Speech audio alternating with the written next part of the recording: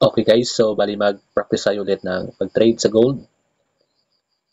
So this is a demo account and mag-practice tayo kasi medyo malaki na yung loss natin sa pag-trade. So balik tayo ngayon sa demo account. So I am trading the gold versus US dollar. So ginagamit natin ngayon is MT5 trading platform. So far yung gold ngayon is uptrend as you can see in the 4-hour time frame. So, ayan, nakikita niyo is from here sa 3402 na tumaas yung price ng gold. At ngayon, nasa around pinaka-highest niya na price na naabot as of the moment is 37.28, no? So, yan yung pinaka-highest peak ng gold ngayon. So, last week, nag-trade tayo. So, pakita ko lang yung history. So, ito yung mga trades natin last week. Ayan, so almost blue. So, nasa 322 yung profit natin. No? Pero demo account lang to guys. Ayan, as you can see, yung account balance natin is 6,290. Kasi, nasa funded next ako ngayon. No? Nagpa-practice kasi gusto ko kumuha ng challenge, no? Para maging funded trader sa funded next. Ayan. So far, yung profit natin ngayon is 300, I don't know, kasi 200. So from the 6,000 challenge account, demo account, no, ng funded next is 290.96 na yung ating profit. So kailangan natin umabot sa 300 para makapasa sa challenge or sa first phase ng challenge ng funded next. So yung strategy ko dito na ginagamit is breakout plus retest. So nakikita niyo may mga markings diyan. Meron tayong support and resistance, no? So pag once na break yung mga support and resistance, I mean, na-break yung support. So pag may nakita akong bullish candle, so magse-sell ako. And then once na-break yung resistance at saka may bullish candle in the 15 minutes, so magbabay ako. So ngayon, ina-observe ko yung price na mag-break above, no, sa 37.28, and then mag-break yung price, bumalik yung price dito around 37,000, no. Ayan. So from 3700s, I mean 3700s to 3707, so buying area dito sa area na to. Ayan. So buying area dyan. At saka yung once na break yung price below 3700s, no, papunta dito yung price sa 3687. So far yan lang yung ino-observe ko. Ayan. So ngayon meron tayong support diyan sa 3720. So diyan siya naglalaro yung price. Ayan. Pero hindi tayo magse-sell. Hintayin muna natin na na mag-break yung price. At saka yung technique dito is nagte-trade ako during ano ba yun? No, US session. No, magsa-start yung volatility ng price pag patak ng alas 9 ng gabi, Philippine time. So, kasi ganitong oras, malakas yung marami yung trade. Kaya mas effective para sa akin yung breakout kasi nang babasag siya ng price. Ayan. So, hintayin lang natin na mag-break yung price sa 37.28. Ayan, nakita nyo naman may line naman dyan, na red line. Pag merong bullish candle na mag-break above the price sa 37.28, possible pwede tayo mag-buy. Dito, nagko-consolidate yung price from 37.20 dito mag-draw tayo ng line. Ayan. So, dyan siya naglalaro, no, yung price at saka dito. Ayan. So, hintayin lang natin na bumasag siya pataas or bumaba. Saka tayo mag-enter ng trade. Yan. As you can see, no, malakas yung buyer. Nakikita ninyo, malakas yung buyer. Ayan. Once na bumasag yan, sa 37.28, pwede tayo mag-buy. Saka medyo ano lang, yung strategy ko dito is parang scalping lang. Scalping entries. So, pag umabot na sa 30 to 50 pips, out na ako. And then, ayun, bahala na. Ayan. So, before, kahit anong oras, nagtitrade ako. Walang pinipiling oras. Basta may nakita kong, ano, may nakita kong possible entry, nag-trade ako. Pero ngayon, pinapractice ko yung self ko na maging disciplined trader. Kasi hindi sa lahat ng oras o panahon ay panalo yung trade natin. Kaya, ayun talaga yung, ano, yung pinapractice ko ngayon is yung trading time. Kung anong oras ba dapat mag-trade. Okay? Pero as of, ano, na-practice ko na, I think 2 weeks na. So, almost yung trade ko, nag-start ako sa 9 p.m.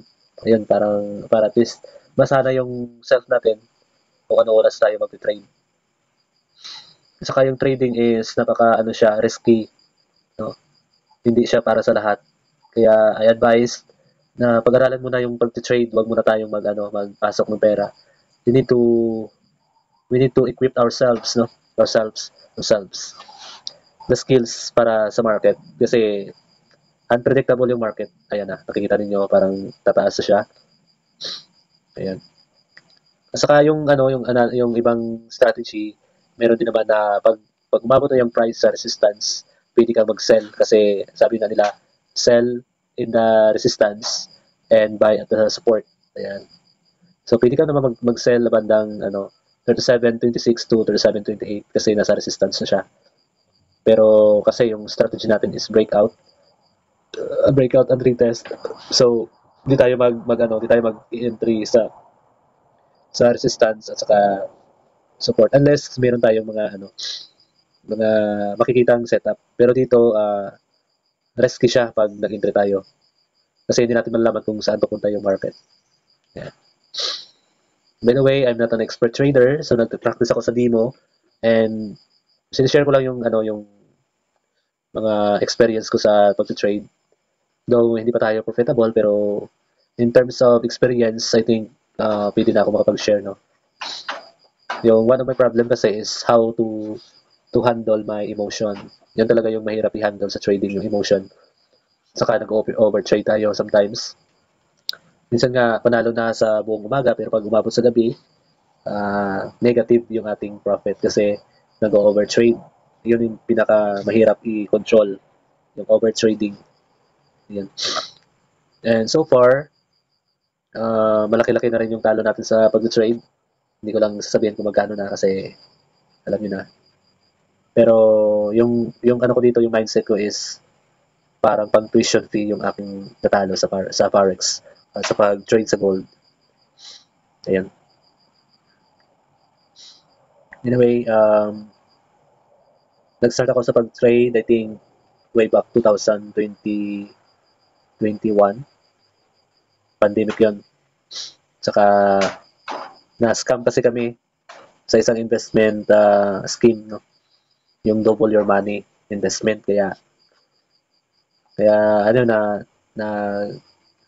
nag-learn nag-learn ako kung paano mag-trade kasi feeling ko ang dali-dali lang makapera sa trading.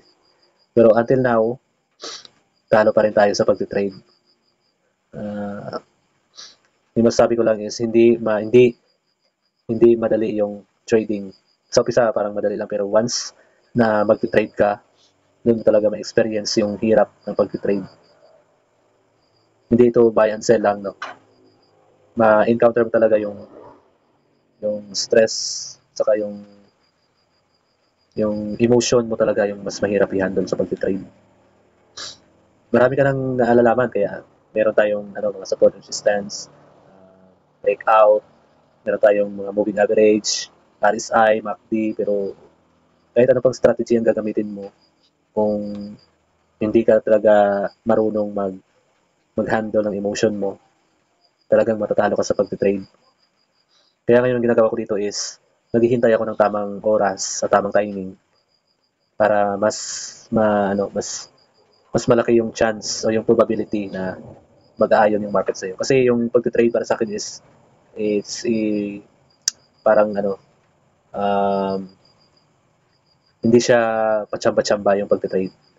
Kailangan mo talagang hanapin yung mas malakas o malaki yung probability ng yung analysis. So ngayon, yung color blue na line, it is a moving average. 8, I think 8 moving average.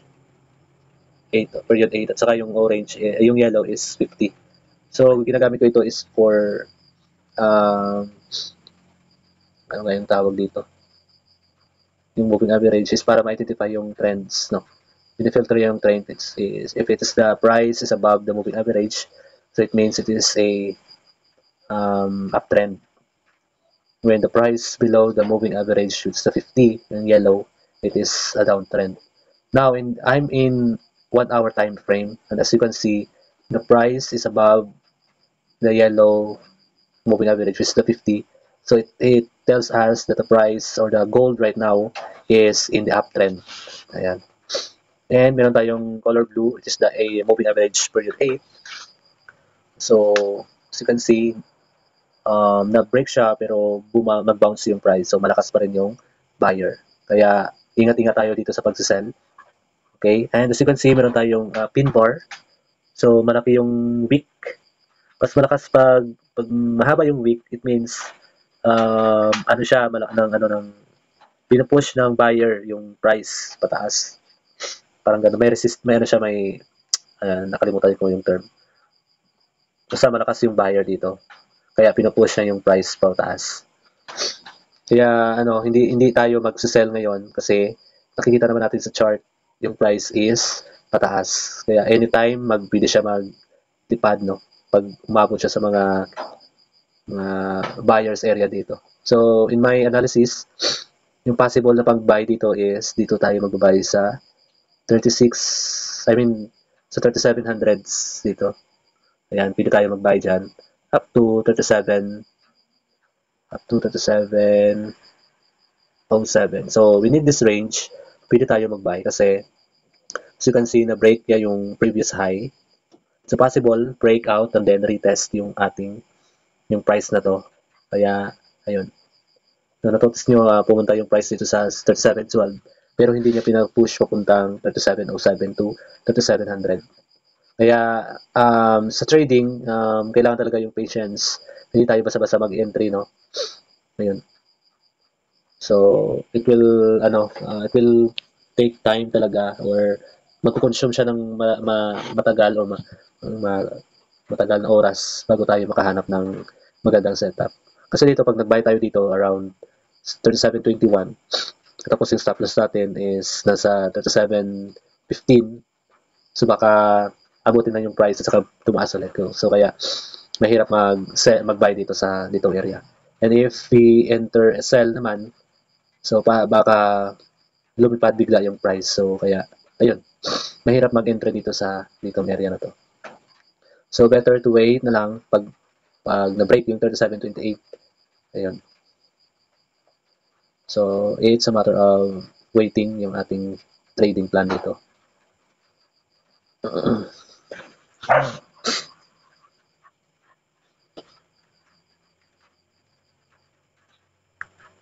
So kung wala pa kayong idea kung paano mag-trade, so kung may time ako gagawa ko ng tutorial kung where to start, how to start a trading.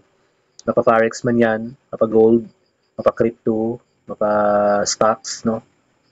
So, kailangan mo talaga muna mag-start sa basic, no?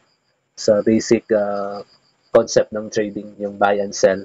Buy in the low and sell in the high. Pero not all the time nire-respect yung ganong trading plan, no? Pero yung pinaka-basic talaga is support and resistance. Tapos, meron tayong candlesticks pattern, chart pattern, mga moving average, indicator-based na trading strategy. Actually, marami talagang trading strategy sa Forex or sa gold, no? Pero yung kailangan mo lang doon is practice, no? Kasi sa kada area ng ano natin or say sa sports, sa basketball, hindi naman pwede na isang araw maging MVP ka na, di ba? So kailangan talaga mag-practice ng bigyan mo ng time panahon yung pag-practice para ma-master mo yung basketball.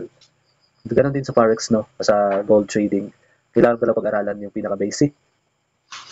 Ako kahit ilang years na ako nag-aaral ng Forex and the gold trading, until now, hindi pa talaga ako profitable. Pero hindi ako nawawala ng pag-asa, no? Kasi alam ko may future dito sa trading. Ayan. Nag-start ako sa una doon sa cryptocurrency. Nag-trade ako doon sa may Binance. Ayun. Oh. Pero hindi tayo pinalad sa cryptocurrency. Ayan. So, as you can see in the 4-hour time frame, meron siyang bullish candle, yung mataas. Bullish candle kasi yung malaki yung candlesticks. And then, the following candle is, meron siyang, hindi ko alam kung anong tawag dito.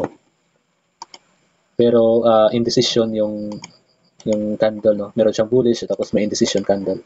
It means, indecision, hindi niya alam kung saan siya pupunta, no? It's either tataas pa siya or pababa. Kaya, ayun. Yung ating analysis is, hindi muna tayo nag-entry kasi hindi natin alam kung saan siya papunta, yung price. Kaya makita niyo in the 4-hour time frame, ayun, indecision siya. Pero pag once na break nitong na break na to yung 37.19, ito yung line na to. Yan. Pag na break siya, pababa, tapos strong candlestick siya, pero parang nakakatakot mag-sell. Ayan. Pero hintayin lang muna natin, no. Ayan. Kasi baka tumaas pa ng tumaas. Kasi in the 1-hour time frame, malakas yung buyer. Pero dito sa 4-hour, kasi the higher the time frame, mas malaki yung niya, yung yung binibigay niya na signal pag nasa higher time frame ka. Once na pumunta ka doon sa 1-minute time frame, dito, napaka-noisy ng candlesticks, no? Ayan, matutos yung date ng candles. Pero pag pumunta ka sa 4-hour, makita mo yung structure niya. Ayan. So, hintayin lang muna natin mag-break yung price. Ayan. Saka sa trading, hindi lahat ng pag-trade is panalo. No? Tandaan nyo, hindi lahat ng oras panalo ka sa pag-trade. Meron talagang time na kahit ano yung pag-analyze mo, kahit na ilang oras yung pag-analyze mo, meron talagang time na magkakamali ka. Kaya it's okay lang talaga na magkamali ka dito sa trading. As long as hindi masusunog yung capital mo. Ayan, isa pa yun, dapat meron tayong tinatawag na risk management, no? Kasi hindi pwede na isang trade lang ubos lahat ng capital natin. As you can see, yung capital natin dito is $6,290. So, hindi pwede na isang trade lang ubos lahat, no? So, pwede tayo mag-set ng ating lot size dito. Pwede tayo mag-start sa 0.01. Ayan, sa 0.01 in every pip, no? Kasi pag nag-move yung price, no? Kasi 37.23, pag nag-37.24, so kalimutan ko na kung paano mag-calculate ng. So, makita lang natin yung mamaya. Nako, parang loading ako ngayon. So, $1 yung price once na gagamitin natin yung 0.01. Pag nag-move siya 1 pip, no, 1 US dollar yung equivalent niya.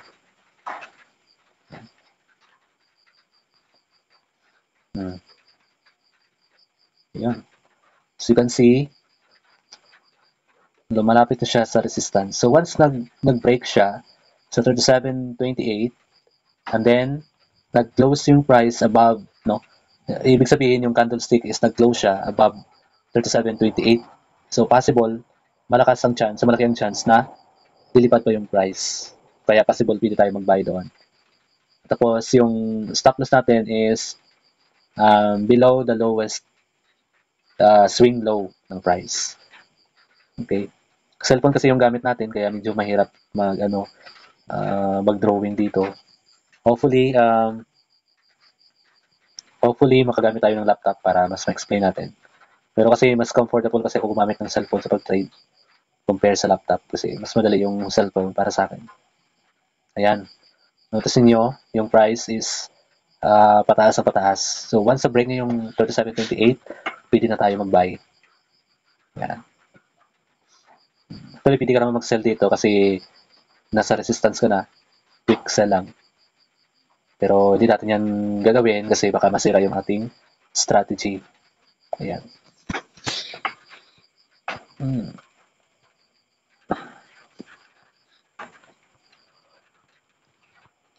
Nakakaantok, nakakahintay. Pero okay lang yun. So kung gusto mo mag-trade sa Forex, no, yung mga currencies, pwede naman. Like Euro USD. Ayan. Pero yung paborito ko talaga na tinitrade is XAU USD or the gold versus US dollar. Kasi napaka-volatile yung market ni gold. Saka match siya sa ating strategy na breakout. Nanotice niyo yung mga marks dito, ayan, yung mga markings. Pag once na break yung price, nanotice niyo is tumataas siya, di ba? Ayan. So, same concept na, no? Once na break yung support or the resistance, possible yan magdidiretso yung price pataas o pababa. Ayan, ito, notice nyo yung mga marks natin. So, hintayin natin na pumasok dito yung price sa 3700s.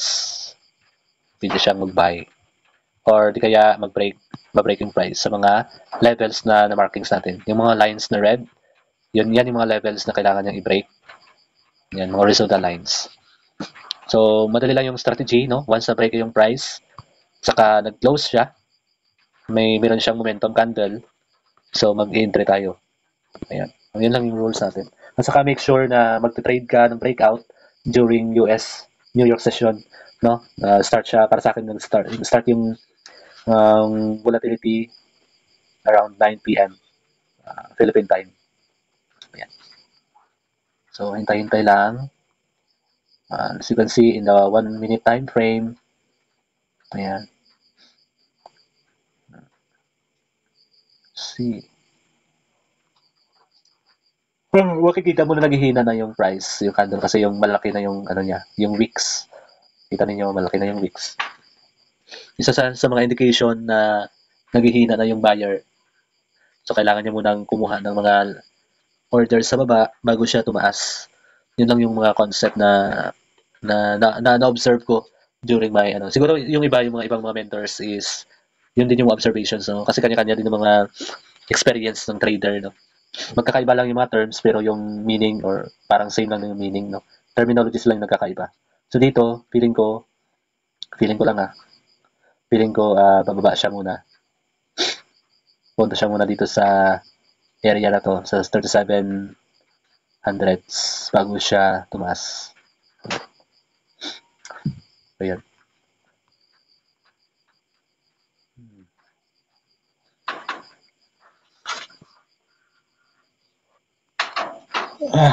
Nakakaantok na.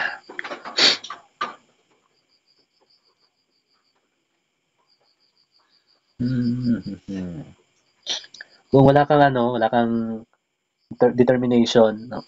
Hindi ka talaga determined, sa umpisa pa lang mag-quit ka na sa trading. Kasi imagine,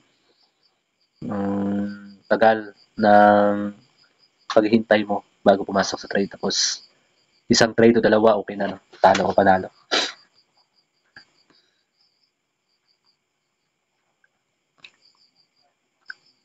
Dati, pag ganito, nag-entry na ako. Nag-sell ako dito sa banda nito. Pero, iniba ko na yung strategy natin. Kasi, sayang lang yung pera na pinag-ipunan natin tapos itatalo lang sa trade. Kaya, masakit sa bulsa, no? Masakit sa heart pag naubos yung capital mo sa pag-trade.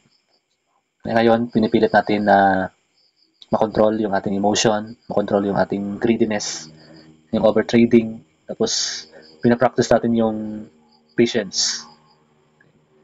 Kasi in a few seconds or milliseconds, no, isang pitik lang ng gold, possible yung pagmali yung entry natin, wipe out lahat ng ating capital. Tapos samahan pa ng mataas na lot size, ayun, ubos talaga yung capital natin.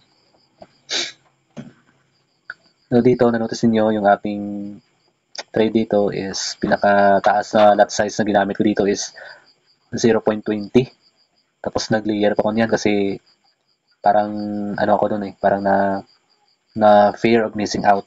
Tapos nag-revenge trade ako nun. Kaya ginamit ko yung 0.020. Buti na lang hindi na stop loss. Hindi na SL yung ating entry. Ayan, nakita ninyo. Ito yung mga trade results natin. So almost positive, no? Blue yung ating trade results. Ayan. Pero hindi, sabi ko nga, hindi sa lahat ng oras panalo, no? Meron talagang talo. Kaya mas mainam na hintayin muna yung magandang setup bago mag-trade. Kasi the market is unpredictable. Hindi mo siya mapipredict. Nag-try ako gumawa ng machine learning model na i-predict niya yung price, pero iwan ko parang hindi siya fit sa ginawa kong robot. Ayan, nakikita nyo na. Pag na-break ito, yung 19, with strong candle, pwede tayo mag-sell. Pero pag hindi, hintay tayo ng break above the resistance. Ayan. Ayan, kumuha lang siya ng order sa baba.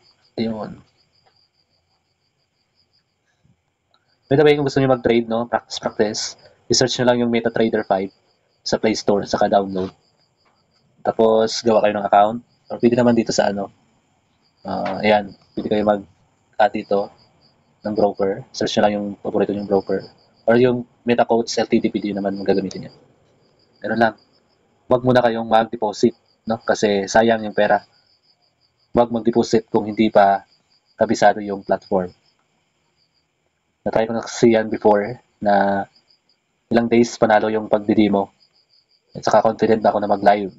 Noon, pag nag-deposit na ako, umubos yung kapital, isang trade. Tsaka practicein mo yung patience. Patience talaga yung napaka-importante dito. Hindi talaga basta-basta mag-trade nang walang setup. Gaya dito, no? Kasi yung gold is napaka-volatile na market. Pag wrong move, maubos talaga yung capital mo dito. Ayan. Kita ninyo? Ayan. So, pag na-break nyo yan, yung 19, ayun. Pwede tayo mag-sell dyan, no? Ano natin yung 1. Yun. Hindi pa. Hintayin mo na ma-close yung price dito bago mag-sell. Ayan. Nako. 1 minute. Okay. Baka mag-buy pa dito. Ayun. Okay. 1 minute. Sell. Ayan. Nag-sell tayo, di ba? Kasi yung price dyan, gawin natin SL dito. TP dito lang. Yun. See? Nakita ninyo, panalo na tayo dito. Ayan. $1. Ayan. 17. Sige. Pwede mo na i-close to. Kakatakot. Kasi nasa support siya. Ayan na. So, panalo tayo ng $1. 1.31. Kasi ginamit natin na lot size is 0.01. Kaya, ayun, yung ano natin, i-minus lang yung 37.19.29 minus 37.17. Tapos, i-multiply mo yung difference sa 0.01. Ayun lang. So, kung ginamit natin dito is 0.10, so yung ating profit is 10 point something. Ayan. Kasi every pip, no, $10 yon. Ayan. So, nag-close tayo kasi baka mag-bounce lang yung price. Ayan, no. Nakita ninyo. Baka mag-bounce lang yung pataas. Ayan. Kaya, nag-close tayo dito.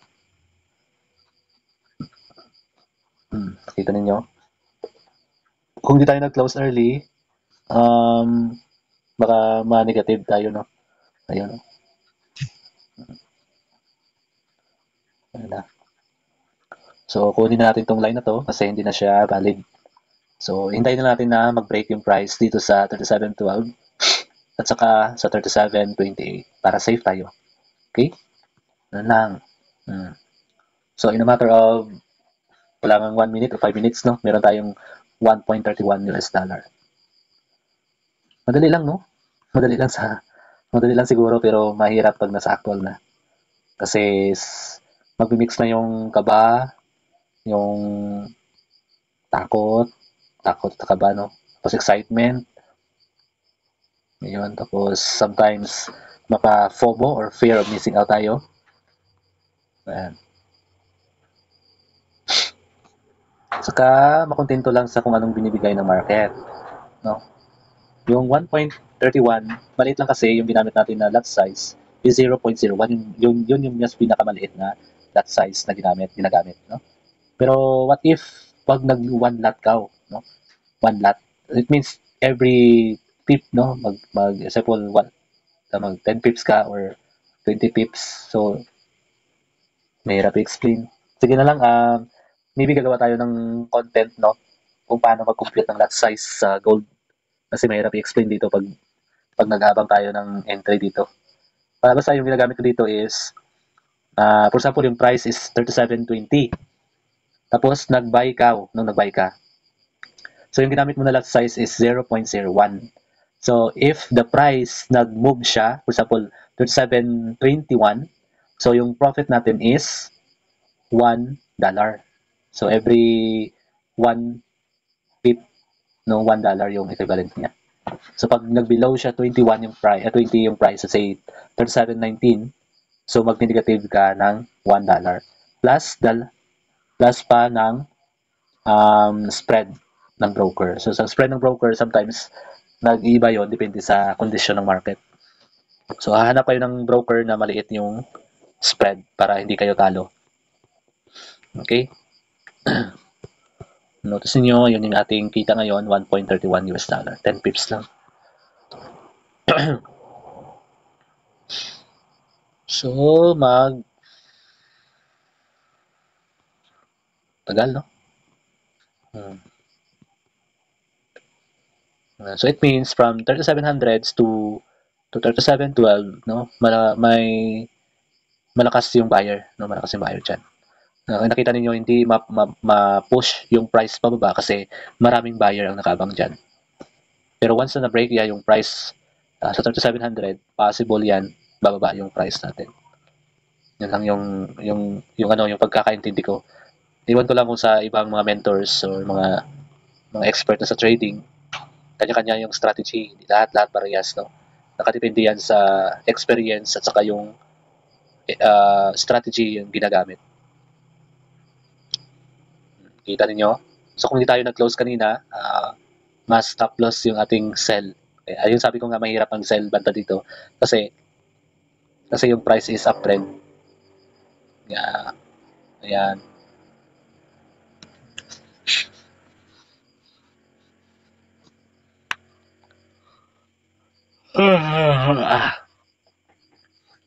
So, hintayin natin hanggang umabot ng alas 10. Pag hindi siya na-break, matutulog tayo sa ngayon, no?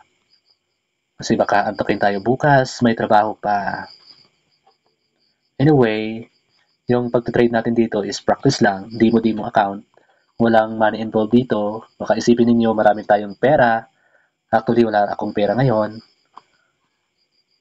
Kaya naghahanap ako ng pagkakakitaan. Naubos na yung pera ko sa tuition fee ko. Baka dito tayo swertihin sa pag-trade. Ayun. Ayan. See? O, bababa siya. Nakita ninyo yung galaw ni gold? Taas, baba, taas, baba. So, kung hindi mo alam kung saan ka mag-entry, let's say kahit saan price mag-entry ka, possible mag-stop loss lang yon, no? Stop loss ka lang talaga. Kasi hindi naman pwede taasan yung SL mo kasi the more na mataas yung stop loss, the more din mataas yung risk na binibigay mo. Okay? Tapos yung lot size is malaki. Ayun, ma-wipe out yung capital mo. Yan. Ayun, parang bubulusok siya pababa. Pero hindi tayo magsisell, no? Kasi baka mag-bounce ulit yung price at saka ma-SL tayo. Kailangan ma-break itong line na to para mapunta siya dito sa area na to. Ayun. Time is 9:43.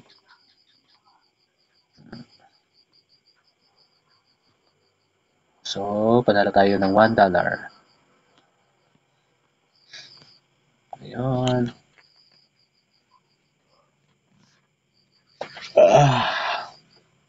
Kakantok na.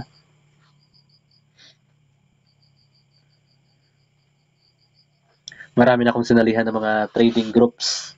Kahit saan ako sumasali ng mga trading groups, no? Pag may nakita akong nagpo-post sa mga trading community, ayun, nagjo-join ako, at least makapag-observe kung paano sila mag-trade, ano yung mga strategies nila. Pero matututo ka lang talaga kung i-apply mo yung mga natutunan mo. I mean, kahit araw-araw ka pa nanonood ng mga tutorials, kung hindi mo talaga i-apply, hindi mo i-practice, no? Talagang hindi ka matututo nun. Kaya ako yung ginagawa ko dati is nanonood ako ng mga YouTube tutorials kay kasi nga yun, si Bibiano Parex, no? Si Bibiano Parex yung unang trading channel na pinanood ko kasi Filipino at saka Tagalog yung ginagamit, mas madali maintindihan. Ayun. Tapos sumali ako sa mga trading communities, ng mga free webinars. Doon ako nag-observe, nood-nood lang ng mga trades nila. And then ngayon, ako na yung nagtuturo. Pero hindi pa ako confident talaga na mag-coach kasi hindi pa nga tayo profitable. Paano tayo maka-influence sa iba kung hindi pa tayo profitable. Kaya nagpa-practice tayo ngayon para ma-improve yung trading skills natin at saka makapag-share, no.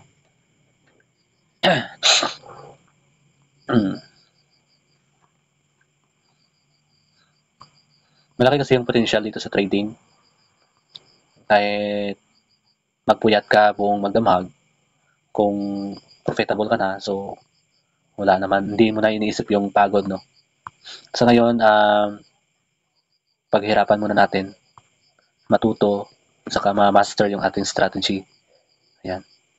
So ngayon, possible pupunta yung price dito sa may markings natin. Dito sa 3700s. Ayan.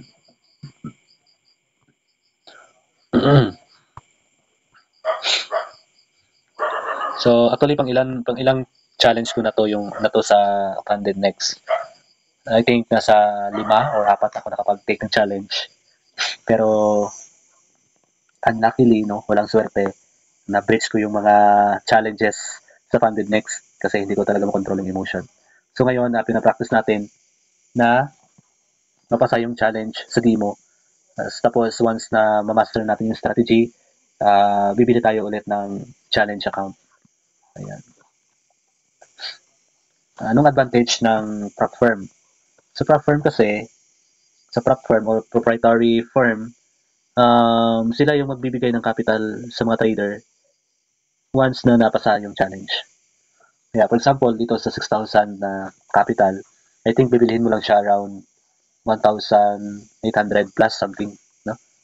So sa halagang 1,800, once na napasa mo na yung challenge, so bibigyan ka nila ng capital na 6,000 US dollars. Pero may mga rules 'yon, no? Hindi naman 6,000 yung ibibigay sa iyo na ipapatalo mo. Meron naman silang binibigay na limit. I think 300 US dollars yung allowable na ipatalo mo sa isang araw. Pag na-hit mo yung 300 na negative, so mako-close na yung challenge, magatalo ka sa challenge.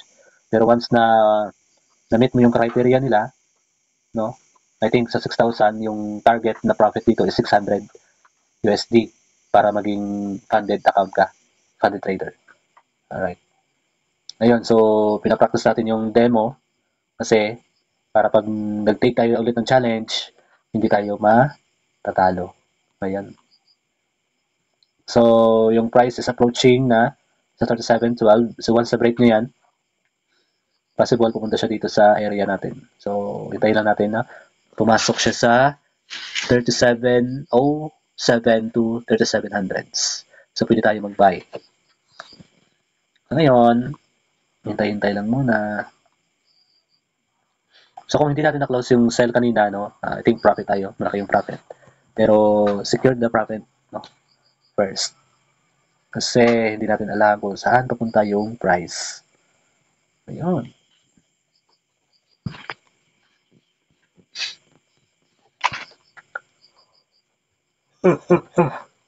Ah,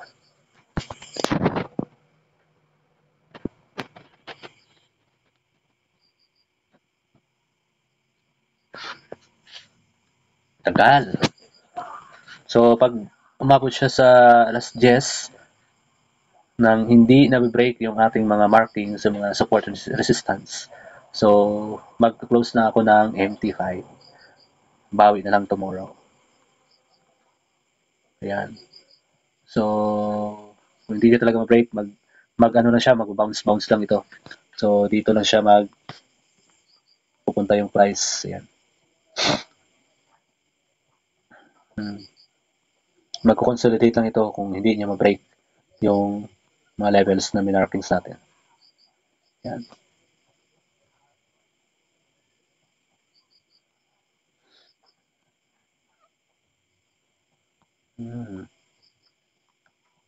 Ayun.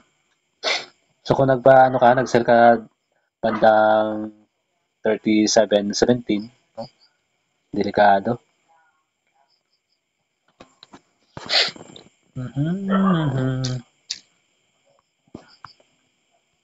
Yun, magko-consolidate lang to. Bounce lang. So hanggat hindi nyo na-break yung mga levels, mag-bounce back lang yung price dito. So nasa resistance. So pwede mo dito ma-apply yung support and resistance na strategy, no? Pag ma-sell ka doon sa resistance, buy at the support. Ganun lang yung support and resistance na strategy.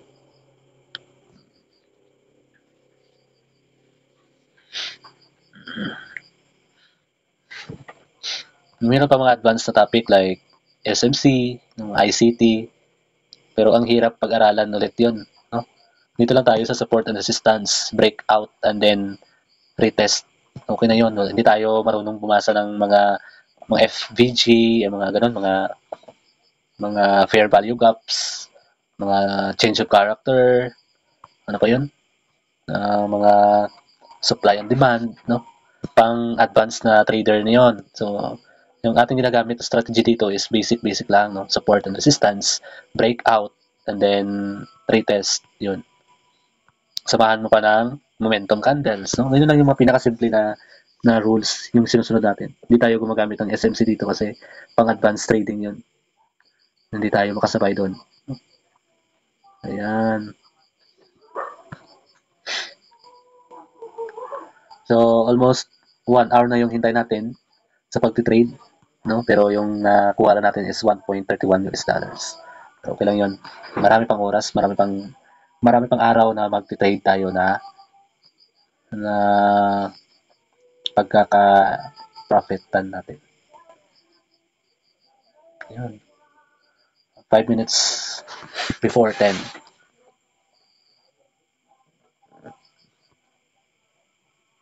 You see? Kung saan ka magti-trade, saan ka mag-entry, ma-ASL ka lang talaga na kung hindi mo kung hindi mo alam kung saan ka mag-entry at mag-exit. Kanina akala natin papunta na yung price pababa, no? Pero nag-bounce pa siya. Kaya unpredictable talaga yung gold.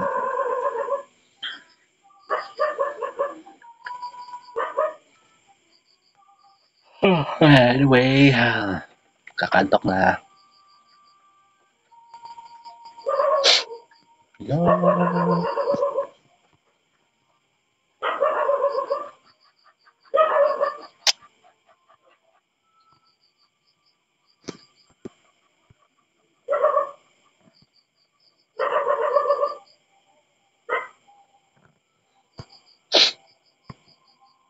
Oh, one more time.